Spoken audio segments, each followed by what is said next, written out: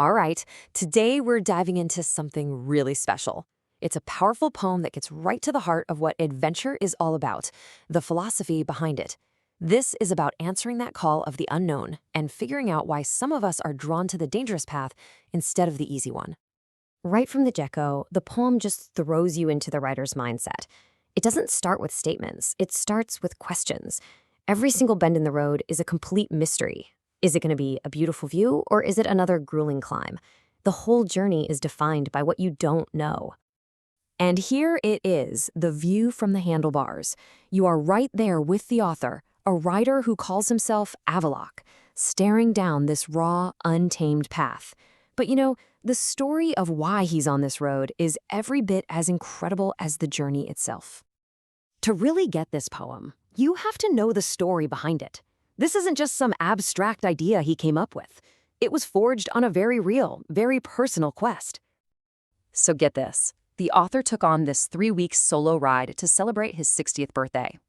He wanted to prove a point, not just to the world, but probably mostly to himself, that the spirit of a true adventurer never gets old. It doesn't have an expiration date. And listen, this was no casual cruise down a scenic highway. This was on National Highway 22 in India's Spiti region. It's a high-altitude road that is literally infamous for constant, life-threatening rockfalls. The author himself barely escaped one. On a road like this, just surviving is the journey. Okay, so let's break down how the poem itself, its structure, and its words perfectly mirrors this harsh reality. Every word feels like it was chosen to reflect the immediate, real-world challenges of being out there. The imagery here isn't some romantic postcard stuff. Nope. The poem talks about melting snow turning little streams into vicious, roaring rivers. It talks about that urgent need to find shelter before the temperature just plummets. These are real tactical concerns. It's about timing and survival in a place that does not forgive mistakes.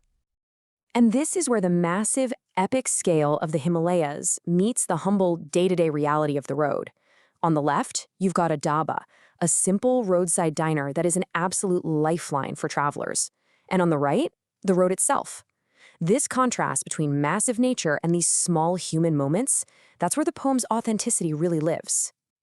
And these items here, they're not just a random list. They represent the entire support system, the makeshift comforts the solo rider is completely dependent on. Is it going to be a warm bed tonight, or is it going to be oily samosas and a musty blanket? You have no idea. You just take whatever the road gives you.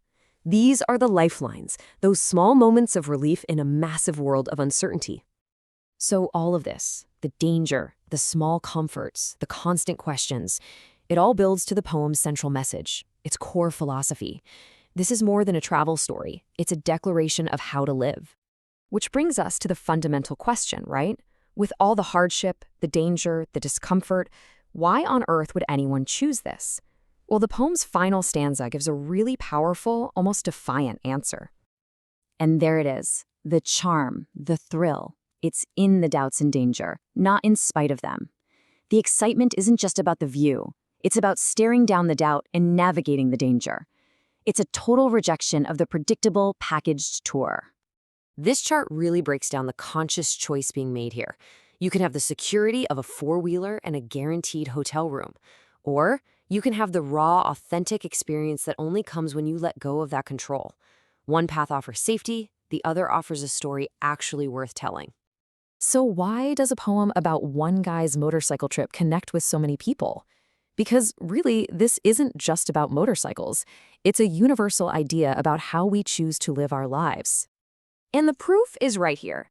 The fact that this poem, from the book Versology, went on to top not just the travel charts, but the poetry charts on Amazon, that tells you something. That hunger for authenticity, for taking the path less traveled, is a powerful, shared human feeling. And that leaves us with one last, kind of provocative thought, not just about travel, but about our own lives, our jobs, our passions. What predictable tour are you on right now that's just waiting to become a solo ride? It asks us to look at the safe, comfortable routes we take every day and just wonder, what amazing views might be waiting for us if we were just brave enough to take that next uncertain bend in the road?